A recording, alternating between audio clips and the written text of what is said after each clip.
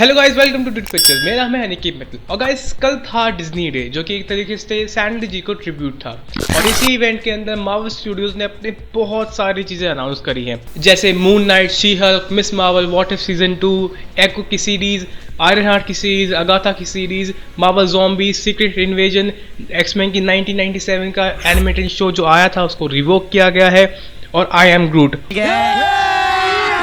अभी मजा आएगा ना भिड़ो, जैसी इतनी सारी चीजें अनाउंस करी है। और इनमें से मून नाइट, मिस मार्वल और शी हल्क की पहली फुटेजेस दिखाई गई हैं, एक तरीके से टीजर फुटेजेस दिखाई गई हैं। और सीक्रेट इन्वेजन का फर्स्ट लुक दिखाया गया है, एक तरीके से फर्स्ट स्टिल दिखाया गया है निक फ्यूरी का, जो कि भाई साहब बहुत ही गजब लग रहा है। तो गाइस, बिना किसी देरी के चलिए इन सबको एक एक करके डिस्कस करते हैं। चलिए शुरू करते हैं। पहले हम बात करते हैं मून नाइट के बारे में। मून नाइट की सीरीज सेट है एमसीयू के फेज 4 के अंदर, और मून नाइट का रियल नेम है मार्क स्पेक्टर, जो कि एक फॉर्मर यूएस मरीन है, जिसको डीआईडी है, डांस इंडिया डांस नहीं, डिसएसोसिएटिव आइडेंटिटी डिसऑर्डर, जिसमें बंदे को 2 पर्सनैलिटीज़ होती हैं। और जो इनकी दूसरी पर्सनैलिटी है, जो कि है मून नाइट, उसको लगता है कि वो एक इजिप्शियन गॉड मतलब कोनोसो से सारे ऑर्डर्स लेता है, और उसी ऑर्डर्स पे वो चलता है, और उसी ऑर्डर्स पे वो बुरे लोगों को पीट के मारता वारता जो भी करता है। इस कैरेक्टर को प्ले कर रहे हैं ऑस्कर आइजैक, जिनको आप लोगों ने star Wars, triple frontier, dune जैसी फिल्मों में देख चुके हैं। और इसके टीजर फुटेज में आप लोग देख सकते हैं कि ये डर रहे हैं, और एक तरीके से उनको आवाज़ें आ रही हैं, और वो मून से बातें कर सकते हैं। और हम देखते हैं एकदम इनकी बिल्कुल कॉमिक एक्यूरेट कॉस्ट्यूम देखते हैं इनकी पूरी, वो जो कि बहुत ही ज़्यादा अच्छी लग रही है। आई होप इसका जो एक मून का जो स्टार है, जो एक सिंबल है, वो बीच में जो मून नाइट का होता है, वो इसके अंदर भी हो, तो बहुत ही मज़ा आ जाएगा।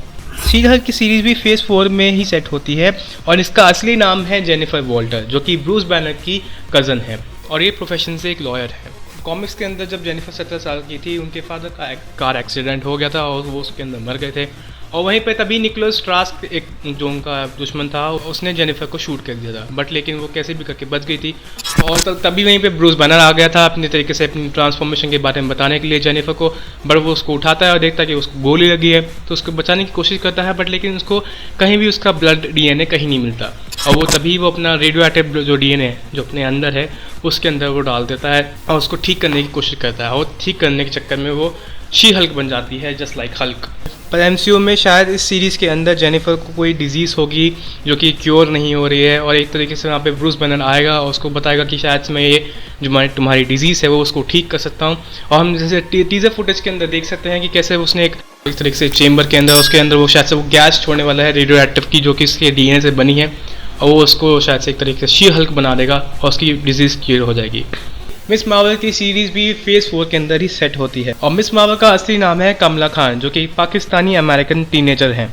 और इस कैरेक्टर की जो फेवरेट है वो है कैप्टन मार्वल, और वो उसी को आइडलाइज करती हैं, और वो बिल्कुल उनकी तरह बनना चाहती हैं। और हम लोग टीजर फुटेज के अंदर ये भी देख सकते हैं कि वो कैसे कैप्टन मार्वल की तरह ड्रेस करके अपना छत पे चढ़ी हुई हैं, खड़ी हुई हैं अपने किसी दोस्त के साथ। मिस मार्वल के अंदर शेप शिफ्टिंग की पावर है, जिसमें वो अपने किसी भी बॉडी पार्ट को कितना भी स्ट्रेच कर सकती हैं, और उसको कितना भी बड़ा कर सकती हैं।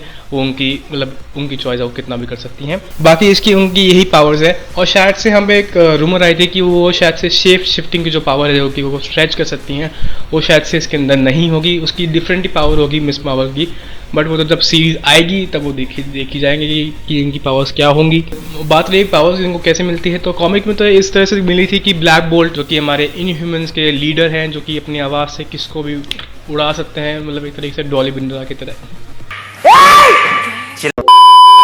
Just like that. वो अपनी आवाज़ को बहुत ज़्यादा पावरफुल है उनकी, तो वो एक तरीके से क्या करते हैं, ट्राइजन मिस्ट छोड़ देते हैं पूरे अर्थ के एटमॉस्फेयर में, और वहाँ पे कुछ लोग उस मिस्ट की वजह से एक तरीके से उनकी सुपर पावर्स इन्हांस हो जाती है, उनके अंदर से एक सुपर पावर निकल जाती है, और सब लोग एक सुपर हीरो या कोई सुपर विलन बन जाते हैं। तो उनमें से एक कमला खान भी थी, इसमें स्ट्रेचिंग और बड़े हाथ बड़े करने की या फिर पैर बड़े करने की पावर्स आ जाती हैं। बाकी एमसीयू में इनकी पावर्स किस तरह से आएंगी कुछ आइडिया नहीं है, वो तो जब सीरीज़ आएगी तभी पता चलेगा, या कुछ ट्रेलर आएगा, या फिर कुछ भी जो भी टीज़र है जब भी आएगा तब पता चल जाएगा कि इनकी पावर्स इस एमसीयू के अंदर उनको कैसे मिली है। क्योंकि अब तक हमें ब्लैक बोल्ट या इनह्यूमन्स को भी सेट नहीं किए गए हैं एमसीयू के अंदर। हाँ, इसके लिए इसकी एक सीरीज़ आई थी, बट लेकिन उसको मतलब आई, फिर वो चली गई, फिर कुछ किसी को याद ही नहीं है कि वो कोई सीरीज़ आई थी, फिर उसको बंदी कर दिया गया।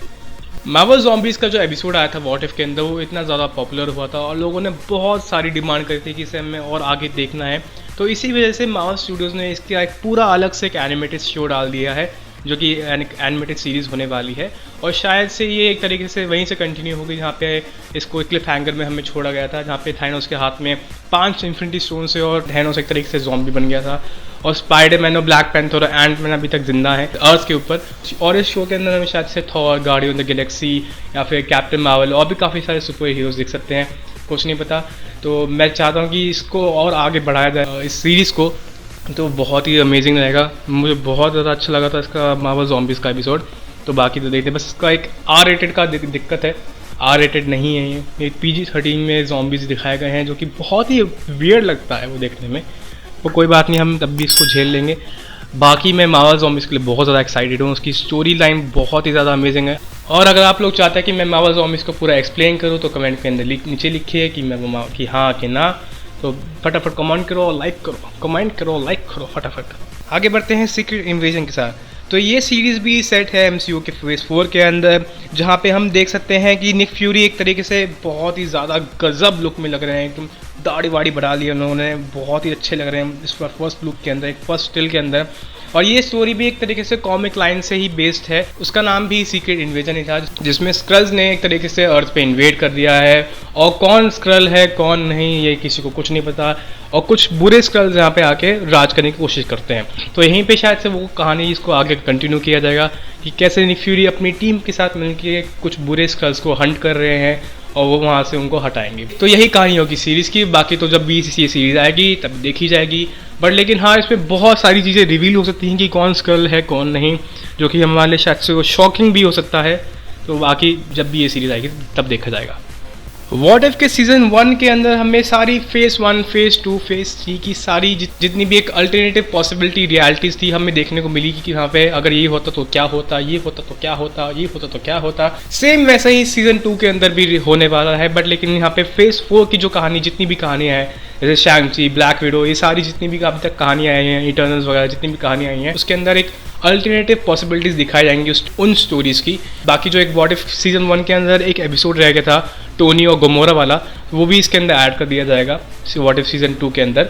तो ये शायद से 2023 तक ही आएगा, 22 तक भी आ सकता है, 22 के लास्ट में भी आ सकता है, पर 2023 के अंदर ही आएगा मेरे हिसाब से। एको की एक सीरीज़ भी आने वाली है, और एको को हम पहले अब देखने वाले हैं हॉकाई की सीरीज़ के अंदर। और ये कैरेक्टर डेथ है, और इसके अंदर मार्शल आर्ट्स की बहुत अच्छी ज़्यादा पावर्स हैं, मार्शल आर्ट्स मतलब बहुत अच्छी तरह से कर सकती हैं। और एक तरीके से ये सामने वाले का जो बंदा है, जो उसका एनिमी है, उसकी कॉपी कर सकती है, सारे मूव्स और सारे स्टाइल वगैरह। ये एक तरीके से टास्क मास्टर की तरह ही है। और मार्वल स्टूडियोज़ को इनका कैरेक्टर बहुत ज़्यादा इंटरेस्टिंग लगा, तो इन लोगों ने इस कैरेक्टर के ऊपर पूरी एक सीरीज़ डेडिकेट कर दी कि इनको इतना इंटरेस्टिंग लगा ये कैरेक्टर। और शायद से रूमर्स के अकॉर्डिंगली इसके अंदर डेयरडेविल और किंगपिन दोनों भी आएंगे। तो आई होप ये सारी रूमर्स सच हों, और बहुत मज़ा आएगा अगर ये सारी रूमर्स सच हुई तो। हमारे स्पाइडी भैया को भी एक एनिमेटेड सीरीज़ मिल रही है, जिसका नाम होने वाला है स्पाइडरमैन फ्रेशमैन ईयर, जो कि एक एनिमेटेड सीरीज़ होने वाली है, जिसमें हमें पीटर पार्कर की एक तरीके से एक ओरिजिन स्टोरी देखने को मिलेगी, जिसमें हमें बेन पार्कर शायद से देखने को मिल जाए, who nose.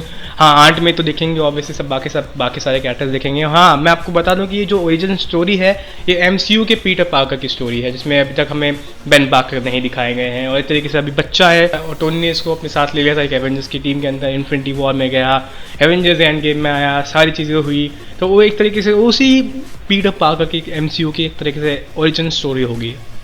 Agatha house of Harkness की एक सीरीज़ आने वाली है। आप लोगों ने अगाथा को वांडाविजन के अंदर देखा हो, जो मेन विलन थी उसकी, और एक तरीके से आखिर में स्कारलेट विच ने उसको हरा के एक तरीके से, तो उन्होंने एक तरह से बॉक्स बनाया था, जो वो सर्कल बनाया था, उसी के अंदर उनको फंसा दिया गया है, और एक तरीके से टेलीविज़न कैरेक्टर ही बन के रह गई है। तो शायद से जो एपिसोड होने वाले हैं, जितने भी एपिसोड होंगे इसके में, एक तरीके से एक सिटकॉम की तरह होंगे, और शो के आखिरी में शायद से जो, और शो के एंडिंग में शायद से हमें देखने को मिलेगा कि जो अगाथा है वो ठीक हो जाती हैं कैसे भी करके, अपने जादू वादू करके कोई, या फिर कोई उनको बचा लेता है। वो तो सीरीज़ आने देखने के बाद पता चलेगा, और वो छूटने के बाद शायद से वांडा से बदला ले कि तूने मुझे ये किया, मैं तुझे छोड़ूंगी नहीं। आगे बात करते हैं आई एम ग्रूट की। तो आई एम ग्रूट की एक एनिमेटेड सीरीज़ आने वाली है, जो कि शायद से MCU से इतना रिलेटेड नहीं हो, बट लेकिन हाँ, एक तरीके से ग्रूट की ओरिजिन स्टोरी दिखाई जाएगी कि वो ऐसा क्यों है, वो आई एम ग्रूट की बोल रहा है, या उसके प्लैनेट पे लोग कैसे हैं, और या वो आई एम ग्रूट ही क्यों बोलते हैं और कुछ क्यों नहीं बोलते हैं।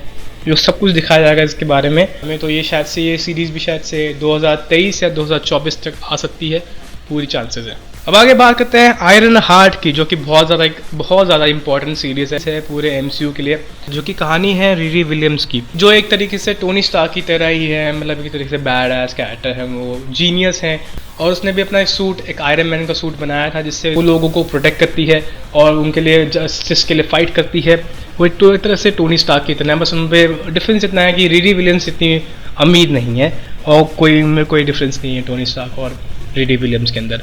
और कॉमिक्स में भी जब टोनी स्टार्क चले जाता है, मर जाता है, तो रिरी विलियम्स ही उसकी जगह रहती है कॉमिक्स के अंदर। एक आयरन मैन का जो टैग होता है वो रिरी विलियम्स ही लेती है कॉमिक्स के अंदर। और ये कैरेक्टर आयरन हार्ट का हमें पहले देखने को मिल सकता है ब्लैक पैंथर 2 के अंदर, जो कि डिले हो चुकी है प्रोडक्शन, क्योंकि जो उसकी मेन जो लीड है, जिसको हम शूरी के नाम से जानते हैं, उनका जो पैर है वो बहुत ज़्यादा इंजर्ड हो चुका है, तो उसके लिए डिले कर दी गई है प्रोडक्शन। तो शायद इसलिए इस मूवी की डेट जो है आगे पोस्टपोन कर दी थी इस मूवी के लिए, वरना कोई और रीज़न नहीं था। वरना हमें एक साल में 4 मार्वल मूवी देखने को मिलती, बड़ा मज़ा आता। कोई बात नहीं। तो वैसे ये कैरेक्टर हमें ब्लैक पैंथर 2 के अंदर दिखने वाला है। तो कहा जा रहा है कि इसका जो कैरेक्टर है मूवी के अंदर बहुत ज़्यादा इंपॉर्टेंट है, एक तरीके से कैमियो, एक्सटेंडेड कैमियो शायद से कह सकते हैं, या कैमियो ही होगा, पता नहीं, वो तो मूवी देखने के बाद पता चलेगा। बाकी इस कैरेक्टर को प्ले करने वाली है डोमिनिक थॉर्न, और ये सीरीज शायद से 2023 तक ही आएगी। तो गाइस ये थी लिस्ट कल की डिज्नी डे की मार्वल स्टूडियोज़ ने जो अपना अनाउंस किया था सब कुछ। तो ज़्यादा कुछ रिवील नहीं हुआ है, इससे पहले सबके हमें बारे में पता ही था कि आयरन हार्ट के बारे में पता था, मून नाइट के बारे में पता था, शी हल्क के बारे में पता था। ये सारी चीज़ें जो अनाउंस पहले ही कर दी गई थी, तो हमें इसके बारे में पहले से पता था, तो ज़्यादा कुछ अनाउंस किया नहीं गया है। पर हाँ, मैं सारी ही सीरीज़ के लिए बहुत ज़्यादा एक्साइटेड हूँ। और गाइस इस महीने में हमें हॉकाई की सीरीज़ मिलने वाली है, और हॉकाई के पहले 2 एपिसोड 24 नवंबर को स्ट्रीम होने वाले हैं डिज्नी प्लस हॉटस्टार पे हमारे लिए, जो कि उस दिन मेरा बर्थडे भी है। तो बहुत मज़ा आएगा हॉकाई की सीरीज़ देखने में। और कुछ लोगों को डिज्नी का एक्सेस भी मिल गया है, मतलब हॉकाई की सीरीज़ के 2 एपिसोड्स के लिए। और रिव्यूज़ अभी तक थोड़े से मिक्स ही चल रहे हैं, मतलब थोड़ा पॉजिटिव भी है, थोड़ा नेगेटिव भी है। तो बाकी जो सीरीज़ आगे बढ़ेगी उसको देखा जाएगा। तो और अगले महीने आने वाली है स्पाइडरमैन नो वे होम, तो उसके ऊपर भी मैं वीडियो ज़रूर बनाऊँगा, और बहुत मज़ा आएगा। बहुत ज़्यादा एक्साइटेड हूँ मैं स्पाइडरमैन नो वे होम के लिए। और ये मूवी छप्पड़ फाड़ ओपनिंग करेगी और खूब कमाएंगी बिलियंस ऑफ डॉलर्स। मतलब अगर टोबी और एंड्रू कंफर्म हो गए, मतलब जो फर्स्ट शो जाएंगे देखने के लिए मूवी, वो लोग तो स्पॉइल कर ही देंगे। चाहे कि आप कुछ भी कर लो, आप स्पॉइलर को छुपा नहीं सकते, आप बिना स्पॉइलर देखे रह ही नहीं सकते, तो सबको पता चल ही जाएगा। बाकी गाइस अगर आपको ये वीडियोस पसंद आई हो तो प्लीज़ लाइक कीजिए, शेयर कीजिए, सब्सक्राइब कीजिए चैनल को, और कमेंट करना मत भूलना, और शेयर तो बिल्कुल भी करना मत भूलना, और घंटा तो दबाई देना, घंटा। Okay, till then take care, bye bye, love you all, sayonara.